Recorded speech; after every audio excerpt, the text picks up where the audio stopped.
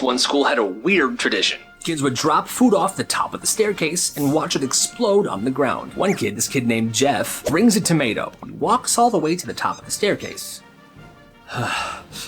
He looks down and he goes, "Yeah, I shouldn't do this." And then his friend takes the tomato out of his hand.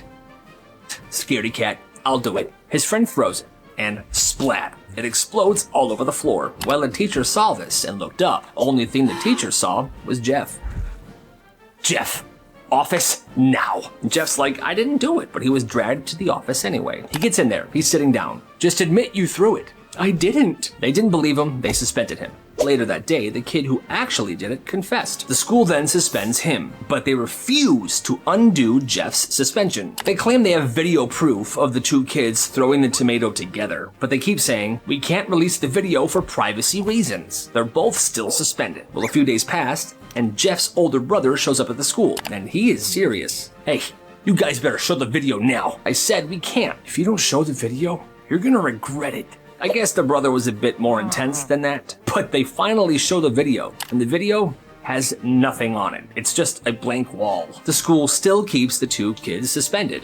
Well, Jeff's siblings and Jeff's friends are super mad about this, so they tell the entire school to bring a tomato tomorrow. "Hey, everybody, tomorrow, bring a tomato and meet at the top of the staircase." Next day at lunch, splat, splat, splat. At least 50 tomatoes were dropped from the top of the staircase. It's a full-blown tomato apocalypse. The school could not suspend everybody. And Jeff and his friend got that suspension taken off their record. Yeah, good. This is a super unique school business. So this dude would make end-of-the-year videos. Like a video yearbook. And at first, it looked like any end-of-the-year video. Music, selfies, people walking to class, doing finger hearts. But then it would cut to black, and the title would pop up. The Real Yearbook. You see, it turns out this one student had been filming everything all year. Not the school spirit stuff, not the assemblies, not the sports teams. He filmed all the chaos and the shenanigans. The 5-person fight in Spanish class. The time one Hawaiian roll started the biggest food fight in that school's history.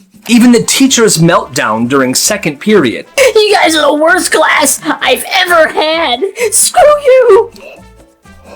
And the edit of the results would be insane. Perfect cuts, super good sound design, transitions, and at the end of the year, he would tell people to report to room 108, which is one of the club rooms. It was after school, and he told people it was $2 to get in. Most people had no clue what this was about, but they paid anyway, and by 3:15, the entire room was packed with people. The lights go off, it's silent. He presses play and the projector goes. The video starts and it's epic. People are laughing, they're cheering. They're losing their minds. It was all the crazy stuff that happened that year in one perfectly edited video. When it was over, somebody said, "Yo, bro, that was awesome. Run it back." But he didn't. Instead, he pulled out this Tupperware container that was filled with flash drives. Each flash drive had the file of that video on it, and he sold them for $10 each. Guess what? They sold out, and he made absolute bank. He did this exact same thing for a few years after this. And then he stopped. But seriously, what a genius idea. You gotta respect this kid's hustle. This girl was 13 years old when this happened. Her stepmom had been in her life for 3 years, but they still weren't close. She didn't listen to her stepmom, she didn't really trust her, and she would make that clear. "I don't trust you." "I don't care." Well, that week, her dad was overseas for a funeral, so it was just her and her stepmom. And he was going to be there for 3 weeks. So every day, her stepmom would pick her up from school at 3. But she would always come out of school late, like 30 to 45 minutes late, which is kind of crazy and a bit annoying. "I've been waiting here for 45 minutes. This is the 3rd day in a row." And the kid would just roll her eyes. "Get over it." So one day, the stepmom decides she's not going to wait. She's not going to show up. She's going to let her figure it out herself. So the next day, she doesn't go to the school. She stays home and then she just waits. So at 7 p.m., she finally is like, "Yo, I should call my stepdaughter." But she doesn't answer. So she calls the school. "Hi, yes, I'm wondering, is Kayla Johnson still there?"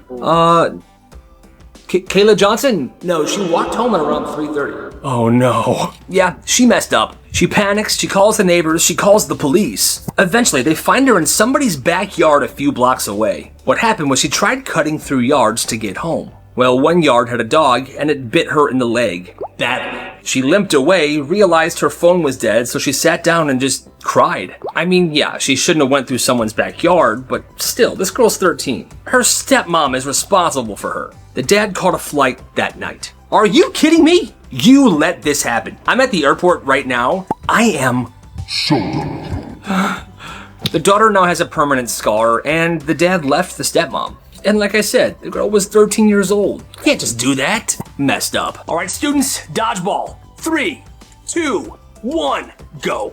It was gym class and the kids were playing dodgeball, so like a major W. Well, this kid, Jay, was playing just like everybody else. 2 groups were lined up on each side of the gym, and the dodgeballs were right on the middle line. 3, 2, 1, go. And they all run for the dodgeballs and then step back, and people begin throwing them. Well, Jay grabbed one and he launched it. But it accidentally smacked this girl in the face.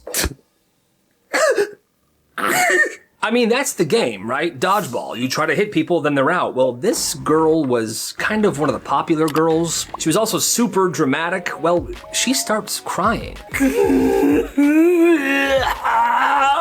And the gym teacher runs over. Oh my God, are you okay? No, go sit down. Jay, come here. What? Are you kidding me? You're out of line. What do you mean? We're literally playing dodgeball. Office, now. So he goes to the office, and he gets written up.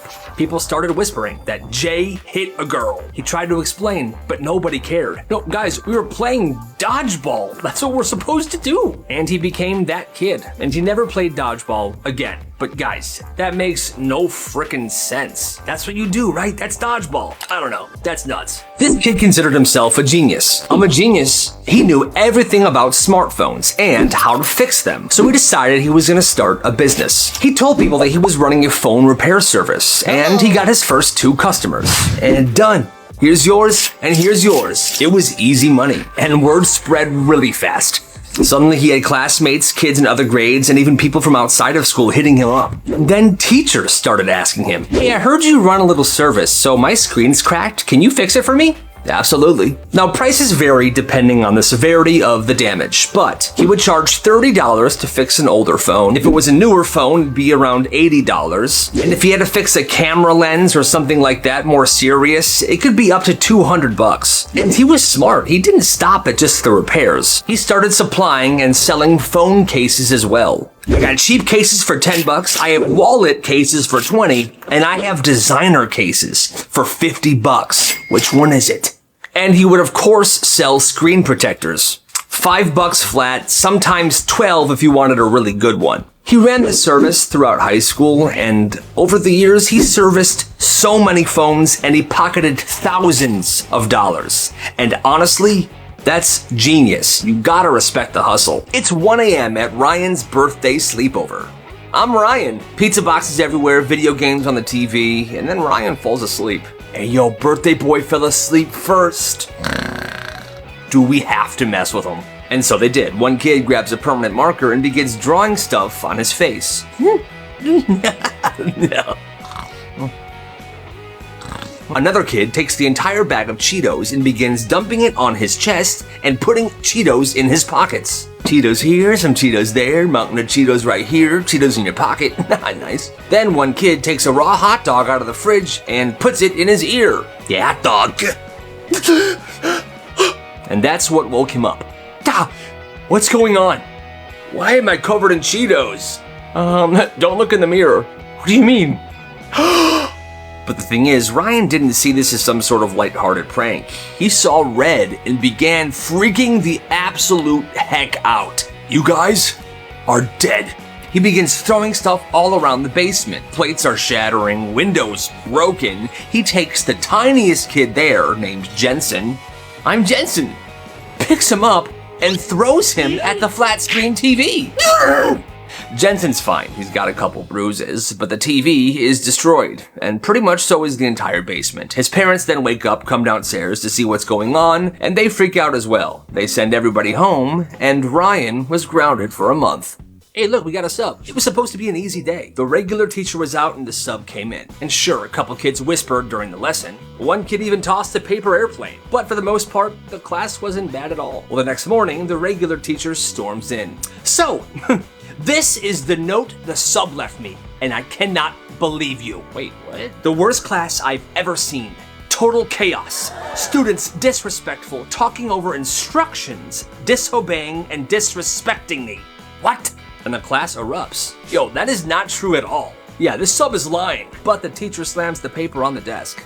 I will not hear it. Every single one of you needs to have a 5-page paper written and turned in tomorrow on why what you did was wrong. And the class didn't really know what to do because they know they weren't that bad, but the teacher was just gonna believe the sub's note. And the sub definitely lied. One of my videos changed this kid's life? I don't know about all that, but it actually inspired him, he said. So he watched one of my stories about one of these businesses that kids ran in their school, and that's when it hit him. You know what? I could run a hustle too. And he did. He started small with gum and stickers. That week he made $90. His next move, he sold Venom energy drinks. And in just 2 weeks, he made $200. And these wins just kept building his confidence. After that, he had decided he was gonna step up a lot. He was gonna make his own website and sell his own streetwear clothing brand. He called it Hype District, and he actually has a website. If you want to check it out, just Google Hype District Canva, and you can see it for yourself. And my friends, this is what happens when you respect the hustle. Every year this school had a field day. No classes, just games outside. Tug-of-war, relay races, popsicles at the end. It was everyone's favorite day. Well, this one year, everything started off perfect. Field day starting off perfect. Sunshine, kids in their colors, music blasting. But by lunch, storm clouds roll in. Teachers tried to squeeze in the last of the events before it starts to pour. Okay, one more race and then inside. Then boom, thunder cracks. Rain starts pouring, the field turns to mud instantly. Well, the problem? The school locked every single side door because they wanted to funnel all the kids in and out of the main entrance. Well, the issue is the field that they were playing in was behind the school. So now hundreds of kids are slipping, sprinting, covered in mud. I lost my shoe. I can't even see. Where are my glasses? By the time they got back inside, everything was soaked. Mud everywhere. And the school day ended with students washing the mud off themselves in the bathroom and the janitors drying them down with leaf blowers. That's actually hilarious. This is messed up. So there was this kid named Owen, always polite, quiet, but he was always reminding the class of his peanut allergy. I have a peanut allergy. And the teacher backed him up every time. And guys, remember, no peanuts in class, please. Thank you. But one kid, Tyler, got sick of hearing it. I'm so sick of hearing this. And he swore Owen was faking this entire thing because he wanted attention. So on a random day, Tyler brought candy for everybody. And he made a big show of it. Don't worry guys, they're regular M&Ms. Totally safe, Owen, I promise. But they weren't. They were peanut M&Ms. He gave one to Owen and he ate it. Wait a minute. Everybody was laughing, and Tyler was getting ready to prove that Owen was faking it this entire time, but that's not what happened. Nothing's gonna happen, guys. He's been faking this. Oh, Owen. He begins choking, wheezing, and then he falls out of his chair. The teacher called 911, and Owen was taken to the hospital. And Tyler got suspended for weeks. Yeah, that's messed up. One day, randomly, this kid told his teacher, "My grandma died." Oh my goodness, I'm so sorry to hear that. Well, that night, the teacher emails the mom. "I just wanted to say, I'm thinking of your family. Deborah was such a good woman. May she rest in peace." The mom reads it, and she freezes. Wait, what? Her mother-in-law wasn't dead. She was literally at bingo that night. A few minutes later, a different mom from school calls her. We're all gonna miss her so much. She was such an incredible woman. No, I'm sorry, there must be some sort of confusion. She's not dead. By the end of the night, half of the neighborhood is sending their condolences. Everyone thinks Grandma's gone. This one family even dropped off a casserole. She then confronts her kid. Hi, did you tell everyone that Grandma died? Yes. Why? I don't actually know. The mom then calls her mother-in-law to warn her about this entire situation. Oh, hi, sweetie. B27. Crap. Hey, Deb, so apparently you died today? Oh, well, no one told me. That's good to know. G26. Bingo! Every year during the week of Halloween, there was costume day. On that day, kids went all out. Witches, zombies, villains, fake blood, the whole 9 yards. Well, on this particular year, there was a new principal. Fully buttoned up shirt, by the book, he never smiled. Attention students, this year, there will be no violent costumes on costume day. That means no witches, no monsters, no villains. So pretty much no Halloween. Just get creative, guys. You'll still have fun. Everybody was mad, but one kid spread this genius idea around the school. pretty much everything went along with it. So Friday came. It was costume day, and almost every single kid walks into school that day wearing the exact same costume. Khakis, blue button-up shirt, weird wig, glasses, and a name tag that said Principal Hawthorne. Principal Hawthorne is standing in the hallway watching hundreds of mini-me's walk by him. What is going on? This is disrespectful. This costume is not allowed. No, it's allowed. It's not violent, isn't it? Your rule backfired. I hate my life. They plotted this for weeks. For about 2 weeks, this small group of students would take the lunchroom food and shove it in their backpacks to save for later. You know, mashed potatoes, hot dogs, milk cartons, pizza, chicken tenders, They would bring it home and put it in the fridge. They're stockpiling cafeteria food. Then, one night, they broke into the school. They snuck into the principal's office, and one by one, they swapped everything out on her desk. But they were swapping her stuff out with the cafeteria food that they had been saving. They took her stapler and replaced it with a scoop of mashed potatoes. Her landline phone they replaced with 5 hot dogs. They filled her coffee mug with shredded chicken, and they replaced all of her pens with straws.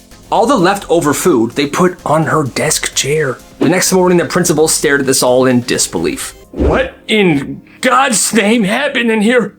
And it was as easy as checking the security cameras. Those kids were caught almost immediately, but still, that's actually kind of hilarious. It's the end of the semester. Grades are locked except for one final group project. Well, this kid named Brian is already failing the class. Even if he gets an A on this project, he's still done. Nothing matters. Well, his teammates on this group project, he overhears them talking. If I get a B on this project, I pass the class. Same, I can't fail this. The night before the presentation, Ryan's in his room and he's on his laptop. He goes to the Google Docs and the Google presentation and he deletes everything. The next morning in class, it's a nightmare. Okay, Kayla, Kyle, and Ryan's group, you're next. I don't know what happened. It's not here anymore? Wait, let me see. It's all blank? What happened? Oh, that's so weird.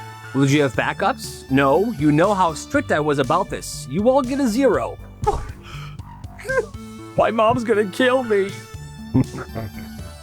The group mates and a teacher later found out what happened, and Ryan was suspended and he failed. And the other two were able to redo the project and pass. So there's that. The lunch lady from hell. This lunch lady was your classic grumpy old woman. Hairnet, gloves, stained apron, and she seemed to hate children. I hate children. She never smiled. She was always in a horrible mood. Well, one day this kid in the lunch line says something to her that makes her flip out. Next, is this meat even real? The whole lunch line starts laughing at her. And then another kid goes, yeah, is it even real? Also, you're the worst lunch lady ever. Even Mrs. Johnson's rabbits hate you. Now, a little sidebar here. Mrs. Johnson was the art teacher, and she had a cage of like 4 rabbits. They would sit outside her door in the hallway, and the school loved these rabbits. These rabbits were cherished. They were lovely little rabbits. Well, the lunch lady didn't like hearing this. Quit laughing at me. This is funny to you? You're gonna regret this. Oh, you're gonna regret this. So lunch ends, and later that day, this teacher was walking the hallways when she notices the lunch lady standing by the rabbit cage. Scrap-a-dink-a-dee. What is she doing? She's wearing her rubber gloves. She has a strange bag, and she's putting the rabbits in this bag. 1 rabbit, 2 rabbits, 3 rabbits, 4. Now I'm gonna throw you all on the floor. Okay, she didn't make that little rhyme, but still, she was putting these rabbits in a bag and she was gonna do something horrible with them. Well, the teacher said, hey, put those down. Security, the lunch lady's taking the rabbits. Security shows up, takes these rabbits and puts them back in the cage. They then drag her to the office and they send her home forever. After that day, the rabbits stayed inside Mrs. Johnson's classroom for safety. I wonder what she was gonna do to the rabbits. That's insane. This teacher was the strictest in the school. No phones, no talking, and absolutely no food. But then one morning, before class, she saw a single flaming hot Cheeto perfectly taped to the middle of her desk. What is this? She peeled the snack off, put it in the garbage, and monitored the room incredibly well that day. Nobody came forward. The next day, another Cheeto, taped with a single piece of Scotch tape on the pencil sharpener. Another one. The next day, another one taped to the back of her chair. The day after that, it was taped to her escape key on her keyboard. What is going on? She had no idea who was doing this, and it was messing with her badly. So she went to the school principal and the people in charge, and they're like, okay, settle down, it's just Cheeto, but I'll make an announcement. The principal was young and new, and he was about to make a major mistake. Good morning, students. Whoever keeps taping single hot Cheetos to things in Mrs. Gable's room, please stop. Uh-oh. He made that announcement to a middle school. What happened next? Dozens of students thought it was hilarious and started doing the exact same thing. There was flamin' hot Cheetos taped everywhere. Library books, school trophy case, the gym scoreboard. So the school tried to kill this joke for Mrs. Gable, but instead they accidentally started a cult, the taped hot Cheeto cult. And there was nothing they could do about it. The only thing that kills a trend is time. And it took some time. His parents bought a house from a guy that owned a bowling alley, and the garage was stacked floor to ceiling with old wooden bowling pins, like surrounding the garage 10 feet high. So whenever they lit a fire in the fireplace, his dad would say the same thing. Hey son, go grab me a pin. Okay, sure thing, Pops. Then his dad would use that wooden bowling pin to start a fire in the fireplace, and to him, that was normal. Bowling pins equaled logs. Well, years later, he's at his first sleepover at his friend's house. It's a cold night, and the friend's dad wants to start a fireplace in the fire. Okay, everyone, I'm gonna start a fire. Well, this kid sees this as a moment that he can help. He wants to be helpful, so he stands up immediately. Cool, I'll help. Where do you keep your bowling pins? Bro, what? They were all confused, like, what do you mean, where do you keep your bowling pins, you freaking weirdo? The dad finally laughs and explains to him that people can just use logs to start a fire, not bowling pins. And that's when it hit him. He was the weird one. His entire childhood fireplace experience was insane. And then he watched his friend's dad light a regular log in the fireplace, and he was disappointed. Because he said, bowling pins, they burned better. That's crazy. She told him to wash the car, and she gave him a bucket and a sponge. You should be all set. All right, I'm on it, Mom. So he goes outside with the bucket and the sponge. He sets the bucket right next to the car. I'm put you right here. Then he goes to the side of the house and grabs the hose. Okay, got the hose. And he begins dragging the hose over to the bucket by the car. All right. But the hose is not long enough. It doesn't reach. Ah, great. So he turns on the water.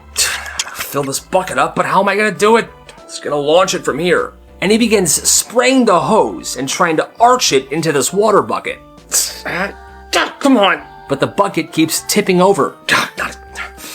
Come on.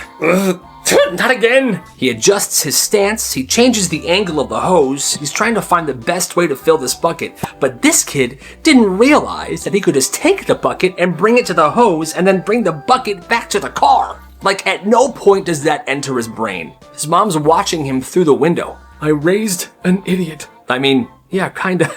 The locker room at this one school was built on a limestone creek, but nobody cared about the foundation. One day, this kid named Mike was running late to gym class, and he was the only one in the locker room because everybody else was in the gym. He was sitting on a bench, tying his shoe. What is that noise? He hears a strange noise coming from the floor, so he stood up, and he felt the ground kind of dip. He realized the floor definitely didn't look right, so when he goes to the gym, he tells the PE teacher, Coach, I think the floor in the locker room is moving and it made a loud noise. But the coach did not care. Oh, you scared of the floorboards now, Mike? The floor isn't moving, you're going crazy. Now everyone's laughing at him. You know what, actually? Get down and give me 20 push-ups right now. So now, middle of the gym, everyone's standing around Mike as he's doing push-ups. Mike's afraid of the floor, isn't that right, Coach? Shut up, Billy. At the end of the push-ups, Mike stands up. The coach gives one last word. So from now on, stop being so frickin' soft and get to gym on time. But right as he said that,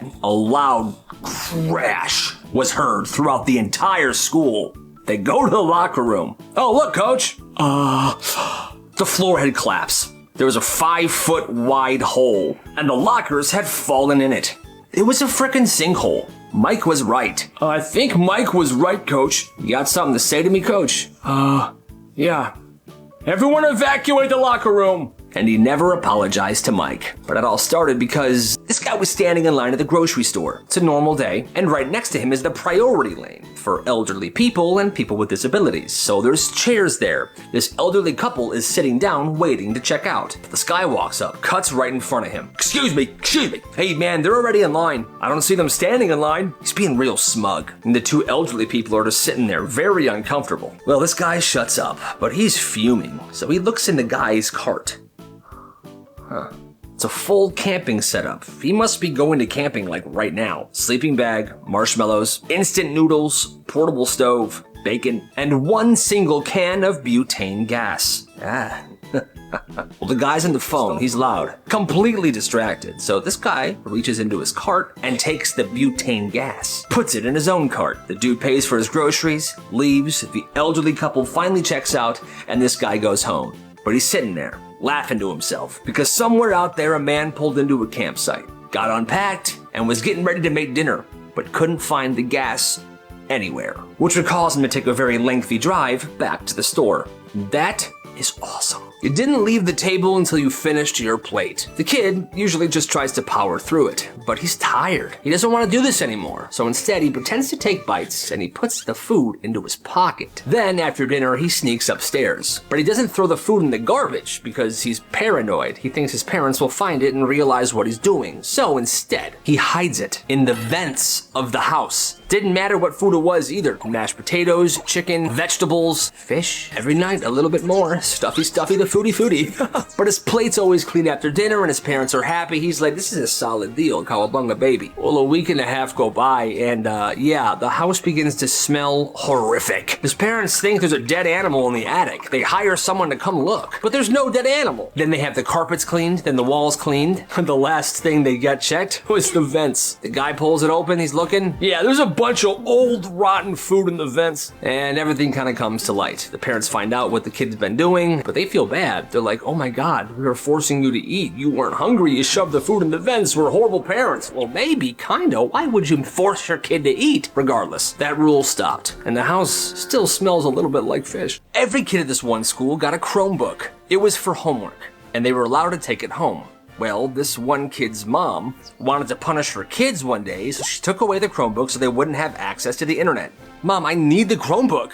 I don't care. I'm locking it up until your behavior improves. Okay, well, now, naturally, this kid's grades begin to sink because he doesn't have the Chromebook or the internet to do his homework every night. So the mom gets mad again. Your grades are absolutely horrible. Mom, you took the computer. I don't want to hear it. So the mom installs locks on this kid's bedroom door. And it wasn't like a cheap lock. It was a fingerprint lock. So if he wanted to sleep, he had to ask for permission. The mom also changed the house locks as well to only open for her fingerprint. So someday he would get home from school and he would have to wait outside. This is horrible. I hate my life. He explained to his teachers what was going on at home, and they tried calling the mom and talking some sense into her, but the mom always said, I know better than the school, I know better than you teachers, I know better than anyone, okay? This went on from when he was 14 to 18 years old. At 18, he moved out of the house immediately. And now the mom, of course, is like, hi, it's your mom.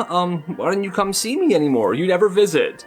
He never visits. I wonder why. She's on her first date at this guy's place, and he's cooking dinner. What's for dinner? Food.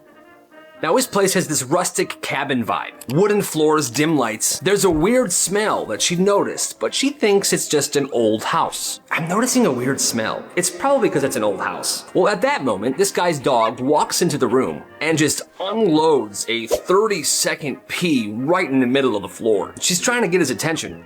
Stop. No.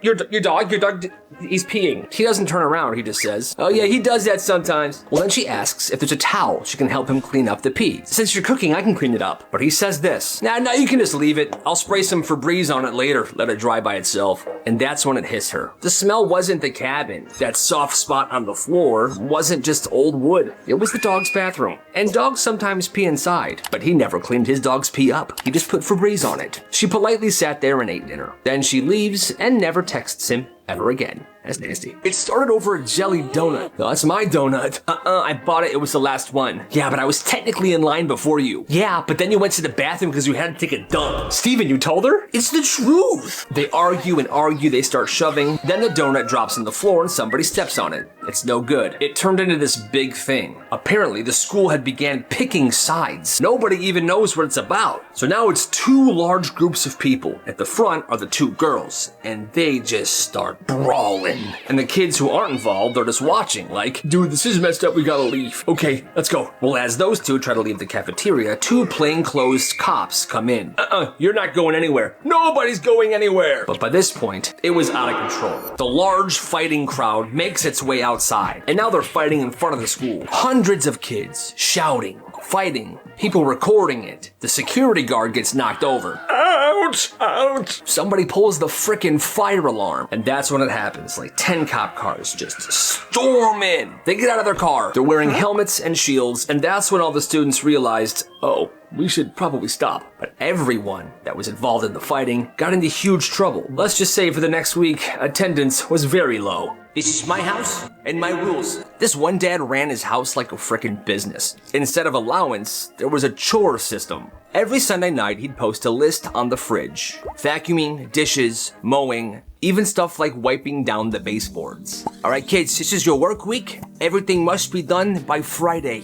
And here's the catch. If something wasn't done or it was done poorly, you would owe him $5. And no, they weren't losing allowance. They didn't get an allowance. They would actually owe him $5. So Friday after work, he would come into the house. He had a clipboard, and he would check every single thing that he put on the chore list. The bedroom trash can was still full. There was grass clippings all over the yard. That's $10 total. Didn't matter if you had a job or not. If you were in debt that Friday night, you had the weekend to figure it out, or else. One of his kids ended up mowing 3 neighbors' yards. Another one was begging for shifts at the local ice cream shop.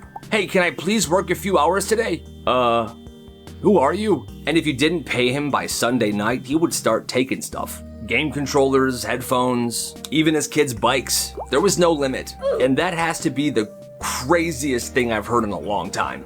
After class one day, a teacher tells him, tomorrow I need you to come to my office hours. Oh, like right after school? Yes.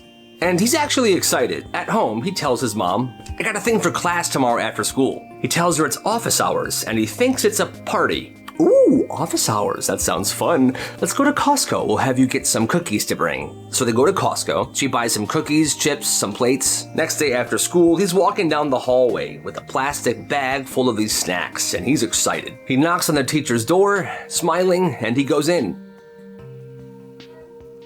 I didn't know how many people were coming, so I brought extra. What? She looks at the food, looks at him. What are you talking about? Office hours. She closes the door quietly and says, we're here to talk about your failing grade. It's not a party?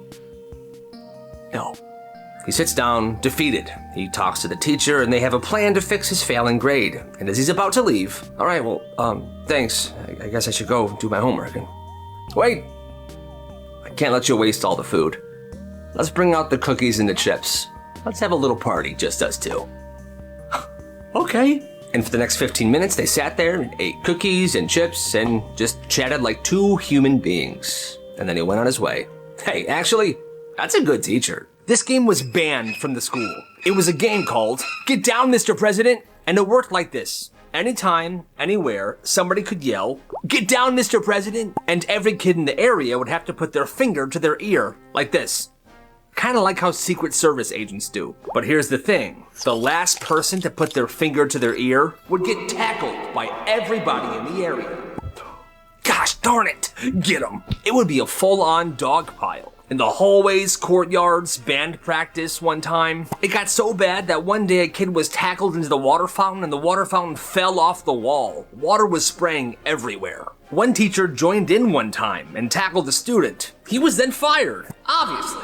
The school eventually banned it. They were calling it a coordinated ambush activity. They put it in the announcements and everything, but that just made it worse. Because people still shouted, Get down, Mr. President. And the kids went, should I play or get in trouble? And most kids still played. That's crazy. It happened during lunch. A kid in a black hoodie walked to the center of the cafeteria. He unzips his giant duffel bag, pulls out a gallon of milk, and dumps it right there on the floor. Then he heads to a different part of the cafeteria, pulls out another gallon of milk, and dumps that on the floor. He's just dumping milk all around the lunchroom. Pretty soon it's total chaos, and a kid slips and sprains his wrist. Then the janitor runs in and points at a kid. It was him, right there. What? He was pointing at Owen, this quiet kid that never did anything wrong. He just happened to be wearing a very similar black hoodie, but he was just sitting there eating his lunch. It wasn't him, but they pulled him out of the cafeteria. He went to the office, he had to call home. They told him he was facing a 10-day suspension and a possible disciplinary hearing in front of the school board, and other students tried to help. It wasn't him. Owen wouldn't do that. He was just eating his lunch. This is not fair. But the janitor said he was sure. Black hoodie, same build. It was him. I'm positive. It took 3 days for the school to finally pull the security footage. And it wasn't Owen. They saw the real kid do this and run out the side door. And in the footage, there was Owen, sitting there, eating his lunch, peacefully. And the school dropped everything. No hearing, no suspension. They apologized, but Owen never forgot what he went through. And he hates that school to this day. Yeah, I would too. On Friday, Mrs. Gable tried to sound profound. She told the whole class that even when today ends for us, it's still today somewhere else on Earth. She was standing, looking out the windows, trying to sound inspiring. Class, remember, the sun never truly sets on today. Even when we go to sleep in Ohio, it's still very much today in the Pacific. It's a bit of perspective for you, students. Well, fast forward to Monday morning, 8 a.m. Johnny had missed the Sunday night deadline for a very important history essay. Instead of turning it in on Sunday night, he emailed it to Mrs. Gable at 6:30 in the morning on Monday. He got to school and he hoped for the best. Johnny, I got your email. You sent it this morning at 6:30 a.m. Monday. Sunday's over. That's a 0 for lateness, and you know my rule. There are no excuses. Then Johnny cooked. Actually, Mrs. Gable, you told us on Friday that even when today ends here, it's still today somewhere else. And at 6:30 in the morning, it was still 11:30 p.m. in Samoa. So based on your lesson from Friday, it was still turned in on Sunday. You could literally hear the gears grinding in her head. The whole class was staring at her like she had just been checkmated. She didn't find that time fact cool anymore. She sent Johnny to the office for disrupting the lesson plan. Johnny, Mrs. Gable's crashing out right now. Look, you're a menace. You're technically right. I could tell you, hey, doesn't matter, your paper was late, you get a 0.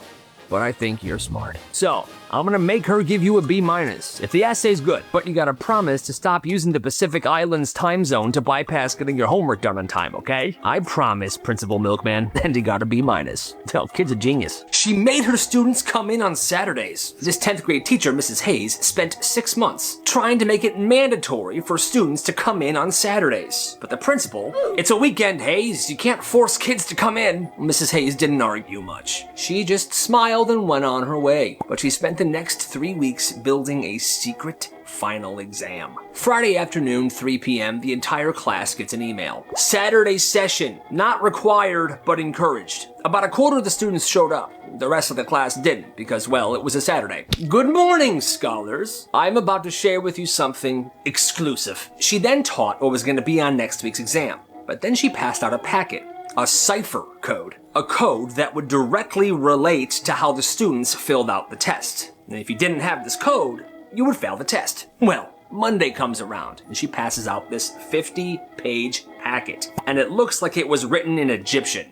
Miss, I can't read this. The translation guide was provided during our Saturday session. You have 45 minutes to complete the exam. Absolutely insane. She gave students a key code on that Saturday to a test that she wrote in her own made-up language to trick the other students. That's nuts. The parents rioted, the principal got involved, but somehow she didn't get in trouble at all. Mrs. Hayes, hey, listen. The Saturday session was optional, but I could still make the test whenever I want, right?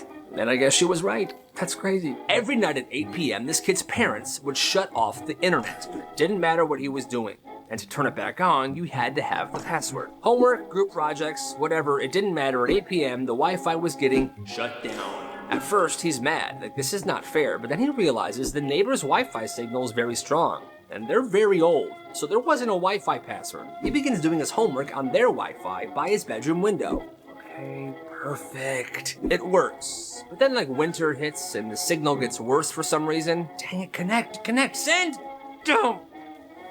He starts getting closer and closer to the neighbor's house. He begins sitting on his front porch, then outside their windows. This goes on for weeks. Sometimes the signal's better, sometimes it's horrible. Until one night, the signal was very bad, so he was sitting directly underneath their bedroom window. He didn't know it was their bedroom, but another neighbor saw it. What is that creep doing? And yeah, I guess it would look pretty creepy, this dude sitting outside the neighbor's window with a laptop. In the dark, the police get called, the cop shows up, he explains to them, I'm using their Wi-Fi. Mine gets cut off at 8 p.m. by my parents. I have homework to do. Cop's not even mad at him. He's like, where are your parents? The parents come out. The cop says, you shut off the Wi-Fi at 8 p.m.? He's got homework to do. Look what he's doing. He shames the parents. And the parents are very embarrassed because, yeah, that is the stupidest thing I've ever heard of. Nobody gets in trouble that day. And the parents stopped turning the Wi-Fi off. That's just wild. She's 20 years old, still living at home. She's in college. That's me. She's got 5 younger siblings. Almost every single day, she is the one cooking, cleaning, and driving the kids around. In this house, that's just how it works. Well, one night she gets home late. Her class gets done at 7:30. Normally she's home by 8, but on this day she stayed to talk to the professor a bit. No big deal, right? But she came home late. Walks in the house around 9:15. I cannot believe you.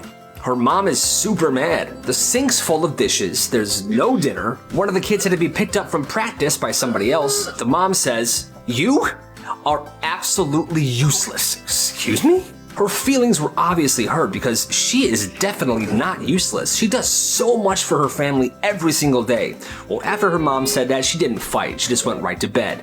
The next morning, she doesn't wake anybody up like she usually does. She doesn't drive anybody to school. And she doesn't make dinner that night. And then she does it again and again and again. And the house starts failing. Dishes are piling up, laundry doesn't get done, kids are missing school. Now everybody's angry at her. This is your fault. This is your fault. Useless. Milk. She realized all these things she was doing were expected of her, and when she stopped doing it, nobody stepped up to take over. They blame her, and shortly after that, she moved out, and her family hasn't talked to her since. That's messed up. It started with one kid and a toaster. One day, this one kid brings a toaster to school, like an actual toaster. He plugged it into the wall outlet by the lockers and began making Pop-Tarts before first period. Morning, bro, what you doing? Oh, I'm making my breakfast. S'mores Pop-Tarts today. Is that your toaster? Absolutely. Well, this pre-class breakfast situation began to grow pretty quickly. By the next week, different groups of kids had brought in their own toaster. They were cooking up Eggos, jelly toast. People were bringing flasks of syrup. One kid brought in one of those electric flat iron stoves. Soon, every morning throughout the school, there were entire breakfast zones, each zone cooking a different breakfast item. And it was kind of awesome. These zones were behind the bleachers, in the band room, in a corner of the library. Teachers were finding pancake batter in the sinks. It was a mess. Well, quickly, the school shut it all down. But the smell of cinnamon lingered for a while. Then, my friends, on the last day of school, during morning announcements, which they always had a student do, people heard this. Oh my God. Did you guys smell that? The sound was the sizzling of bacon coming through the intercom in every room of the school, and people were beginning to smell the bacon. And right before they were able to turn off the intercom, everybody heard this. You can never take our breakfast. Long live breakfast. That kid wanted to end the year a legend, so he cooked bacon on the intercom to get back at the school for shutting down their breakfast clubs. Nothing is worse than being grounded in the last week of summer. Ryan's entire friend group had been together since kindergarten, but tomorrow, more than half of them were going to a different high school, so they were going to be split up. And this night was their last hurrah. It was the goodbye. But Ryan's mom didn't care about this. She cared that Ryan forgot to take the trash out on Wednesday. I don't care if it's an end of an era, Ryan. You showed lack of responsibility. You are not going to that bonfire. The bonfire was the event, cross town at one of the buddies' houses. So that night, Ryan sat at his window, watching the group chat blow up with pictures of s'mores, the bonfire, smiling and laughing faces. It was the night his childhood was ending. He thought it was over, until he hears people talking outside of his house. Huh? What? He looks out and he sees Cam and his entire group of friends pulling lawn chairs out of Cam's dad's truck. All right, guys, grab them all. I got mine. Yeah, me too. They set up a portable grill in Ryan's driveway. They all sat around it, and they began roasting marshmallows. What are you guys doing? If you can't come to the fire, we're bringing the fire to you. So Ryan goes down there, and he joins them. Not long after, his mom comes out, and she's angry. But just as she's about to snap, a minivan pulls up, and one of the kid's parents comes out. They're not there to pick up the kid. They're there to join. Oh, hey, Carla. Steven said that you were having a bonfire in the driveway. We're here to join you. So, to not look like a horrible mother, she just said, yeah, grab a seat. I'll go get some drinks for us. And just like that, 10 kids, 6 parents, and a golden retriever all hanging out in her driveway. And she realized she wasn't just about to be a strict mom. She was about to be the person that ruined these kids' summer. The last one they'll get like this. The night ended, the kids said their goodbyes, they went their separate ways. And that just proves it. When the group is strong enough, not even the grounding of the century could stop the party. It's beautiful. He pre-ordered a cake for his mom's birthday. Okay, I'll pick it up soon. It was a custom order. He walks into the bakery, gives the pickup name, Carlos. Okay, I have your cake right here. Then a woman steps closer to him. Hi, that's a really nice cake. It is, right? Can I have it? No, sorry, it's a custom-made cake. But custom-made cakes take so long, I want yours. The guy just turns his back to walk away, but this woman turns him around. Okay. No, don't walk away from me. Excuse me? Give me that cake right now. Absolutely not. It's my mom's birthday cake. Well, me and my kid want it more than your mom. This guy sees the kid buyer and looks at him. Leave me honest. The kid doesn't even care. The worker comes over. Hey, what's going on in here? I want that cake. The worker says no, so this woman tackles the guy. Hey man, run! Take your cake and get out of here! The guy then escapes the shop with the cake, while this woman and the worker are fighting on the floor. The cops were called, and that woman was arrested. But seriously, who crashes out that hard over a cake? Doesn't make any sense to me. She's nuts. Oh my god, I puked in the garbage. This kid figured out that if you puked at school, they had to send you home. So one day, this kid wanted to get out of math class, so he brings a Ziploc bag to school. Well, the Ziploc bag was filled with chicken noodle soup, mashed bananas, and a splash of orange Gatorade. He walks into math class holding his stomach. Oh, gosh. Then, right before the math test begins, I think I'm gonna be sick. He runs to the garbage can, throws his head in there, and secretly dumps out the Ziploc bag. Oh my god, he threw up. What? Oh my god. Go to the nurse. Go home. I'm gonna call the janitor to get this garbage out of here. His Ziploc puke bag concoction looked like actual vomit. The teacher didn't want anything to do with it. His plan worked. Well, a couple days later, 3 other kids got sick, all using the exact same method. Turns out this freaking kid was selling pre-filled throw-up bags for $10 each and keeping them in his locker. Premium puke mix, $10, looks real and smells real. Step right up, step right up. He almost made $150 in a single week, but one kid kind of overdid it. Oh my god, I'm gonna puke. And threw the entire puke bag on the teacher's desk. Bro. What is this? The school caught on, a bunch of kids got in super big trouble, and this whole thing was shut down. But still, disgusting, brilliant, profitable, you gotta respect the hustle. A dirty pair of shoes changed his entire life. It started when this kid noticed something weird. Every single Friday, without fail, this one math teacher wore the same busted sneakers. Grimy, white New Balances that were definitely super stained. So one day during lunch, this 8th grader walks up to him. You know I can clean those shoes for you, right? Eh? Be my guest. So they go to his classroom, he gives him the New Balances and puts on another pair of shoes, and this kid takes the teacher's shoes home. He wants to do a good job, so he's watching tutorials on YouTube, he borrows his cousin's shoe cleaning kit, he goes to town. Well, he brings those shoes back looking brand spanking new. Yo, these are nice. Can you clean the shoes I actually care about though? And just like that, word spreads fast. By next week, this kid's got a folded up table in the corner of the lunchroom with a sign that says, Sneaker Shine, $5 for basic, $10 for premium. He brought in toothbrushes to scrub the stuff, he had suede brushes to keep that suede looking fresh, and he had like sneaker whitening pens. By week 3, some of the football players are giving him their cleats after practice for him to clean. By week 4, he's got some teachers that are giving him their shoes. And by week 5, this kid is shining shoes during class, doing algebra with one hand and scrubbing Vans with the other. Business was absolutely booming. Well, one teacher, who's kind of lame, reported him for running an unauthorized business. The principal pulled him aside and said, "Look, you're not in trouble. Just don't make a mess, keep it quiet, and bring your rates down for school staff. For you, Mr. Johnson, you got it. And for you, always free."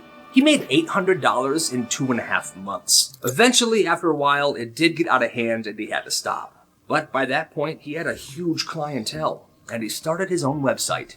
You gotta respect the hustle. It's 7th grade, and this kid Lucas brings a bunch of Costco gum to school. Tons of packs. Every single flavor. And he never made a big deal about it, but he would pull them out here and there so that people could see. And naturally, they would ask for a piece of gum. And when they did, 50 cents. "Oh, I don't have any money right now." "Oh, that's fine. Pay me later." And that was his thing. At first, people were like, he's not going to ask for that money later, It's just a piece of gum. But that's where they were completely wrong. Because after he would give someone a piece of gum and say, "Pay me later," he would pull out a tiny notebook and write down the debt in that notebook. Everybody had a tab. Their name, their flavor, and how much they owed. But the thing is, he wanted this debt to grow. He would walk up to them. "Hey, so you still owe me from last week, but I just got this crazy new watermelon flavor. You want a piece? I'll just put it on your tab." And he just kept stacking debt on top of debt on top of debt. Until finally he decided it was time to collect. He goes to the 2 biggest kids in class. "Carl? Mordecai? Yeah. I'll give you 10%. Here's the list. Get me my money." And they would go around school with the list. "Hey, you got Lucas's money? I'm here to collect." And these kids were big and intimidating, and people did pay him back. Lucas made like $175 before this whole thing was shut down. You gotta respect the hustle, I guess. This school prank lasted for 2 years. It all began at this high school when a single rubber duck appeared in the school's water fountain. And nobody thought much of it. It was just a random duck. Who cares? Until the next day, 2 ducks. Then 4, then 10. By the end of that week, there was rubber ducks appearing in every sink, every toilet, and even in students' lockers. Teachers were losing their minds. The principal, she was done. She kept saying on the intercom, "Whoever's responsible for the ducks, speak up now, please." Silence. Nobody confessed. So they gave up. They figured it would eventually sizzle out. But here's the thing, it never stopped. For 2 years, rubber ducks would randomly appear in the craziest of places. Ceiling tiles, inside the vending machines, somehow. One duck even appeared in the vice principal's car. It became a legend till this senior year. It was graduation. The principal was giving her speech when suddenly a banner dropped down. What was on the banner? A single rubber duck. This kid walked to the front of the stage and said, "It was me. It was always me."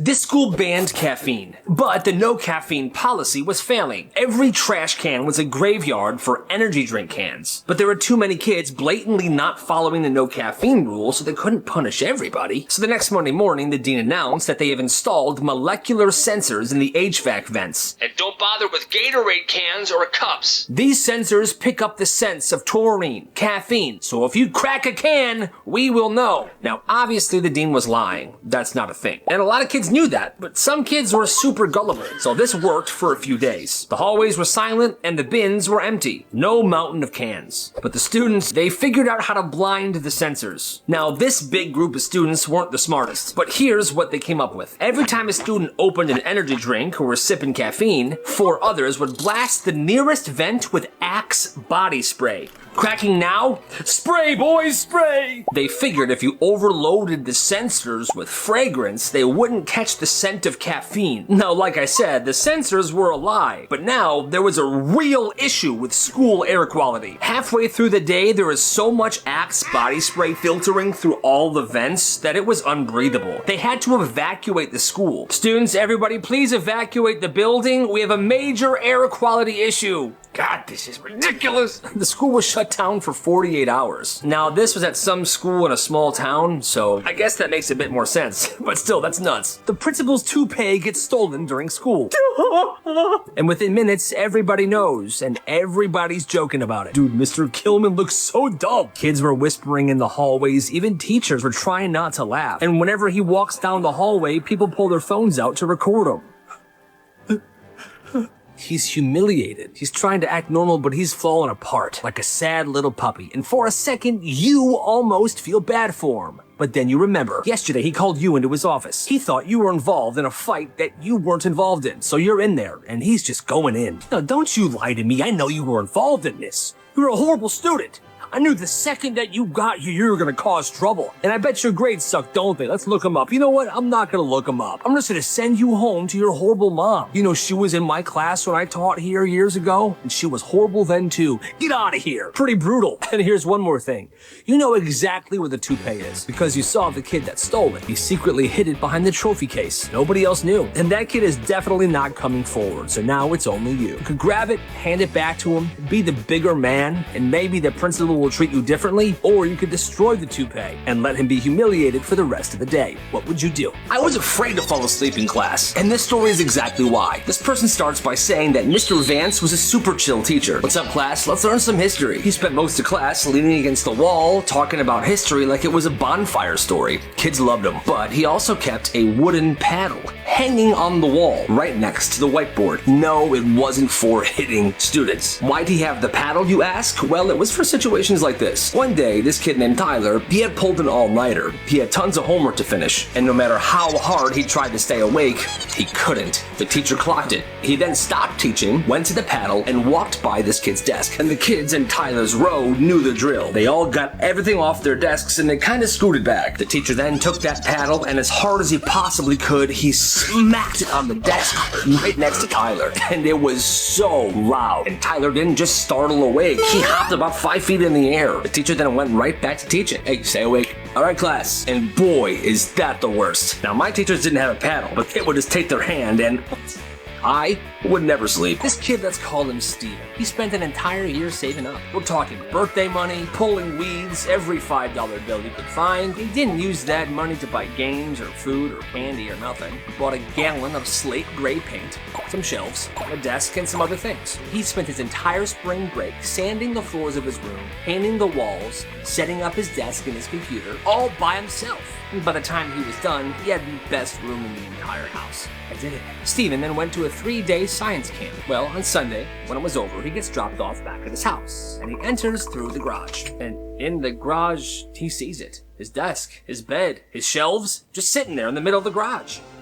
What is going on? So he sprints upstairs. The door to his room is locked, and he hears music coming from it. Well, his sister finally opens it. The gray paint was gone. It had been covered in a cheap coat of white, and his sister's ring light was right by the window. Her bed was there, with pink bedding. It was completely different. That's when his dad came out. Oh yeah, son, by the way, we moved your stuff out of your room. We figured your sister could have a better use for it. You see, his sister was a wannabe TikTok content creator, and he said her content was suffering because her old room had no natural light. And since Steven fixed up the room so nicely, it was the perfect studio for her. Where am I supposed to go? Well, your stuff's in the garage, son. Why don't you go build something in there? He spent his own money to renovate a room that he wasn't even allowed to keep. Another instance of horrible parents. This class is so messed up for this. It's middle school science, and this teacher is a sweet older woman. She's soft-spoken, she's always kind, she truly cares about her students. She's one of the good ones. Well, one year she bought every single one of her students their own pencil case with her own money. She filled them with rulers, pencils, erasers, everything they could possibly need. Class, no need to bring supplies, I got you, okay? So each of her students has these full pencil cases, and one day she steps out for 5 minutes. 5 minutes, that's it. Snap, thud, whip.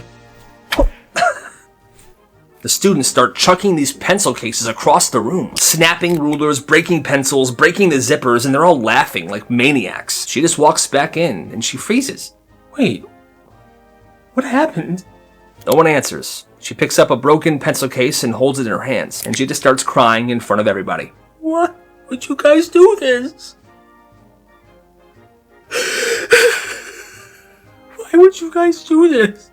Super messed up. Well, the next day she comes into class. She says this. Class, I'm so sorry for getting upset yesterday. That was not good of me. I should have been more composed. I just wanted you guys to have everything you needed, okay? Anyway, I brought you all some candy. And then she gave them candy. Dude, they were the ones that should have apologized to her. She was one of the best teachers in that school. And students who were in that class say that this messes them up to this day, which it should. This kid ran a genius hustle. So at this one school, if your phone ended up in the lost and found, it stayed there until the parents of that student picked it up. That was the rule. If they took your phone, you were not getting it back. Then this kid named Marcus starts a business. $10 and I'll get your phones back before 6th period. Bro, what? They're in the front office. Yeah, well, Marcus had an older cousin that worked in the front office. And every day during lunch, Marcus would go to the office to say hi to his cousin. And when he did that, his cousin would quietly hand him a phone wrapped in a napkin. Hey, what's up, cousin? Oh, hey, Marcus, hope you're having a good lunch. Here is your snack I brought you.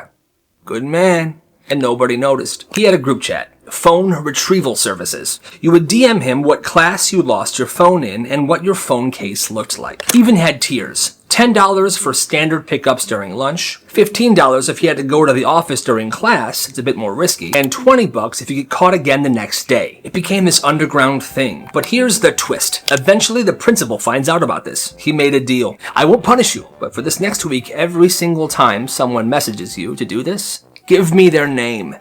Fine.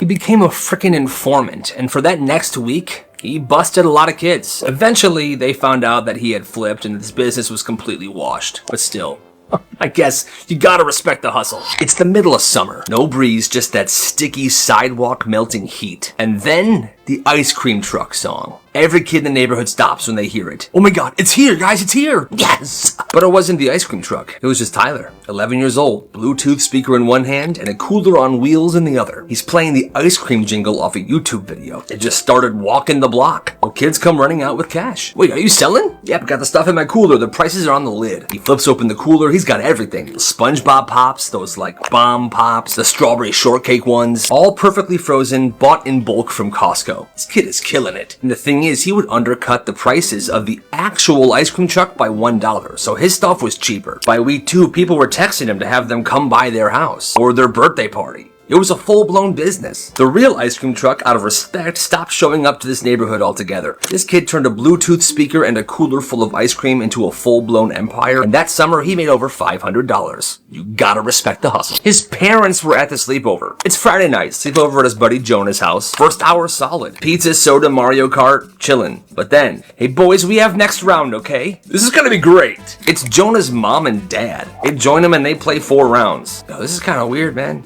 Oh, it's fine. Later, they go for a bike ride. Let's go, bro. All right, see you, mom and dad. We're heading out. But then Jonah's mom and dad come out on their own bikes. I'll lead the way. I'll be in the back for safety. What the heck?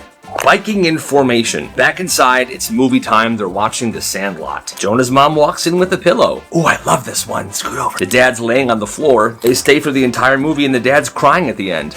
Now that's a classic. Now that's a classic. Then it's time for bed. Sleeping bags on the floor, lights off, and then suddenly, zip! Jonah's parents lay out their own sleeping bags and they join them. Good night, boys. I had a lot of fun today. I'm gonna sleep like a baby tonight. He doesn't sleep, he just stares at the ceiling listening to Jonah's dad snore, counting down the hours till morning.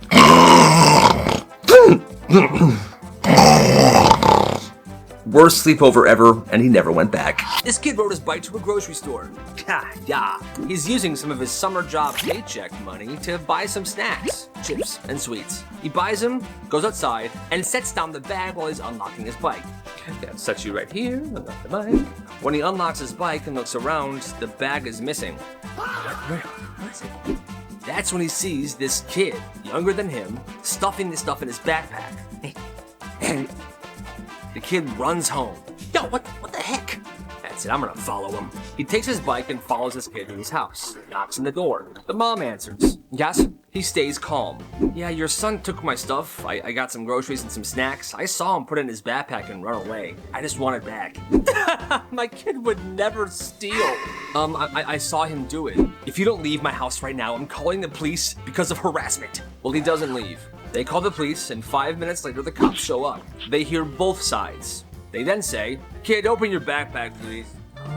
Okay. And there the stuff was. Chips, sweets, everything. Yeah.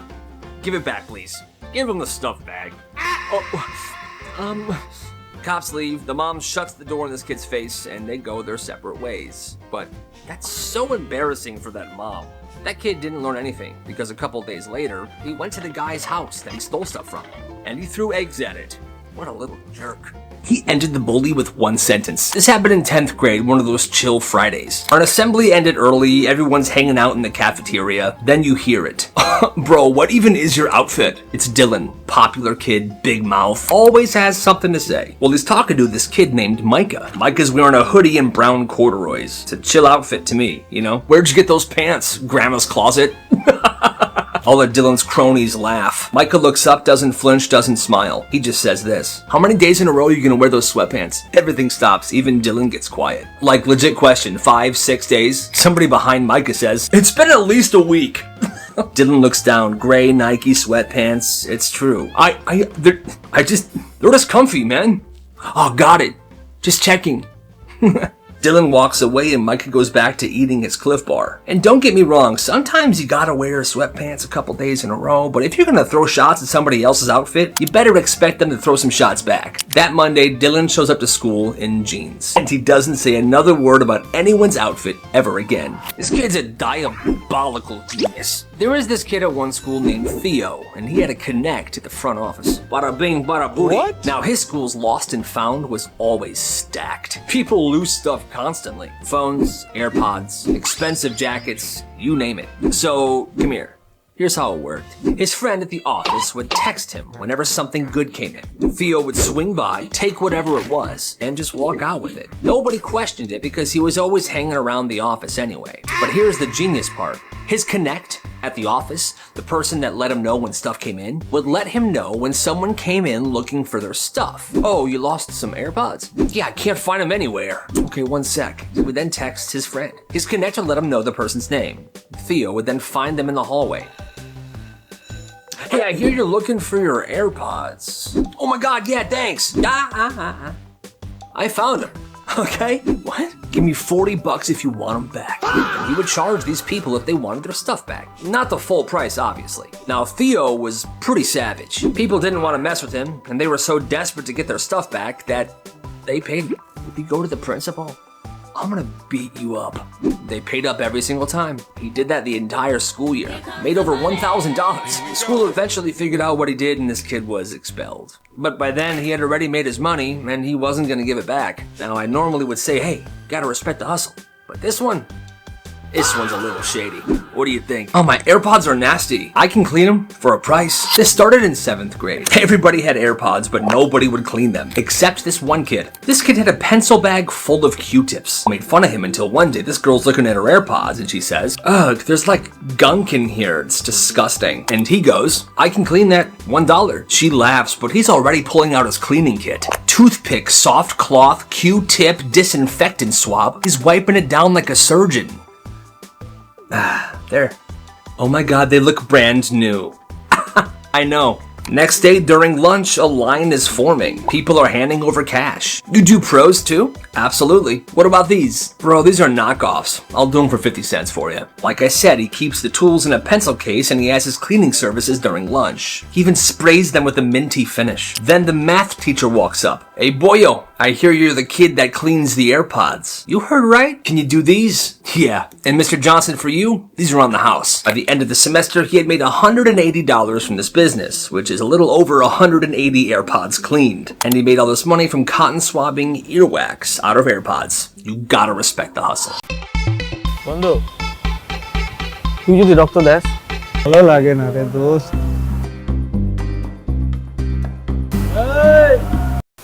না দুলা ভাই আমি তো coaching এ যাই না আমার তো বাসায় গেস্ট আসছে আর আমার আম্মু তো একা এজন্য আমি যাই না আমার পড়াশোনা সবকিছু বন্ধ করে দিবে তখন আমি কি করব আরে ছাইরা দে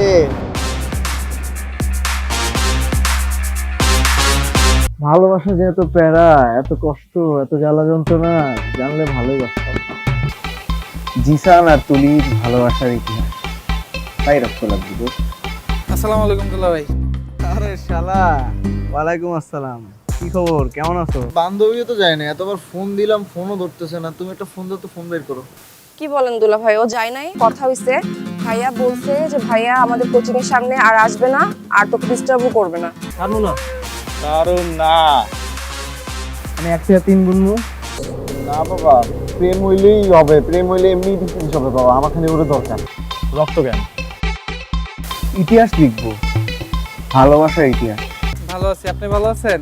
আমি তো ভালো আছি, তো তোমার বোন কোথায়? আচ্ছা একটা মিনিট, আমি কল দিচ্ছি। এক রাতে ভালো হয়ে গেল, এটাও আমার বিশ্বাস করতে হবে। দোস্ত আমার না ভয় লাগছে।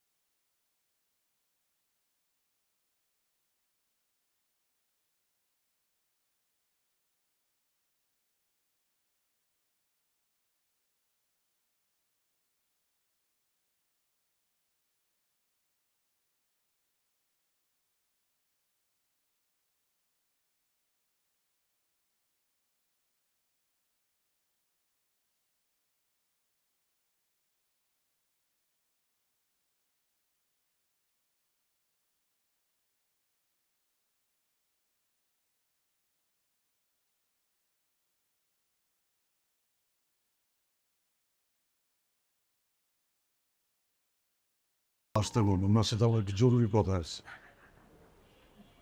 বাবা ভাই, আমি তো এলাকা ছাড়ার আগে তুমি একটা গিরাট টুকরা ছেলে, যেই ছেলে তানিয়া আমার পিস্তলটা নিয়ে আইতো। টাকাকে দুধটা রাইখে গেলাম। মাত্র সে ফেসবুকে স্ট্যাটাস দিয়েছে সে একটি অনাথ বাচ্চাকে কত স্যাক্রিফাইস করছি, এলাকার বড় ভাই থেকে রিক্সা চালক হয়ে গেলাম, আর সেটাই করবো।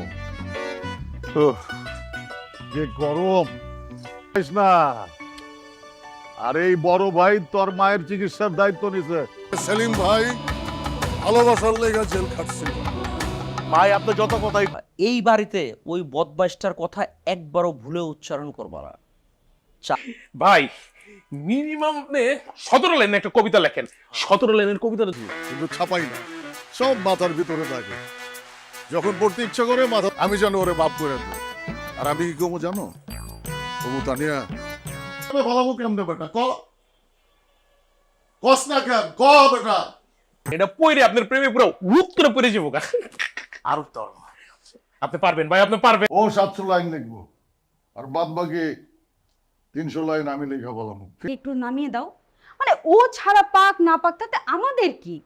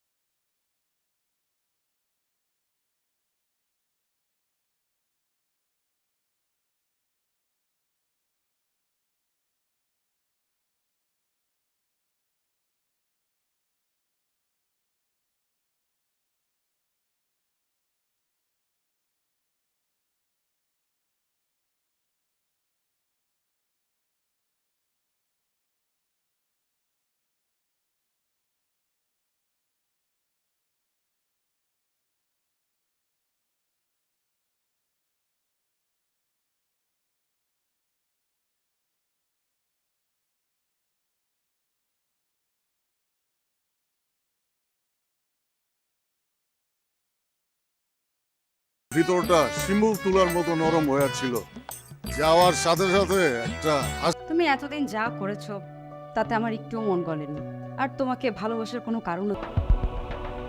ও আপনি সে বড় ভাই? ভাই আপনার নাম তো আমি বহুত শুনছি, কিন্তু আমার